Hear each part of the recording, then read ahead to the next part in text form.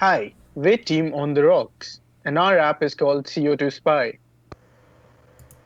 Environmental ruin is easily the biggest problem facing our generation, and one area where we can really tackle this is in our personal consumption of CO2.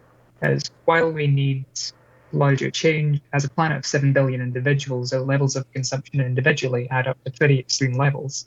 In the flight industry, you can offset your carbon footprint by donating money proportional to the flight distance, which goes towards CO2 reduction, such as planting trees and preventing other emissions. This is where our idea for our app, CO2 Spy, was born. We thought if we applied this offsetting model to all the areas of our daily life, we could aim to reduce our own personal emissions. A big part of these emissions come from our different modes of transport, such as driving in a car, using public transport.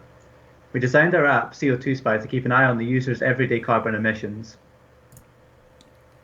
Our app offers a simple and elegant solution to offset your carbon emissions, using your location data to find out how far you're travelling, and calculating the cost to offset the carbon dioxide produced, based on your distance travelled and selected mode of transport, and then allowing the users to donate accordingly. The app is incredibly easy to use, and it will tell you your carbon dioxide consumption over the last day and the cost to offset it. All the user needs to do is select their primary mode of transport for that day. It's that simple. Given that our app kind of relies on location data to work, we had to go out into the real world to test it. Hi, so I'm about to go on a quick drive with the app. It's going to be collecting data, and at the end we'll get to see how much carbon I've used.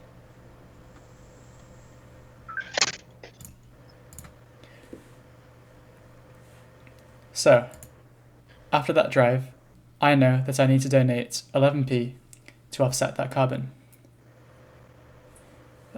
Let's see how this would have been different had I selected a different mode of transport. Obviously, a car is the least environmentally friendly, so the cost goes down when selecting a bus or a train. Since bicycles don't create any emissions, they are always free. We also have a button to offset your CO2 that links the user to a website where you can donate to the Carbon Fund, which is a non-profit charity which carries out carbon reduction projects. To be clear, this isn't our website. To conclude, we think our app gives the world access to an impactful tool that helps people pay back for their consumption. We look forward to answering any questions you might have.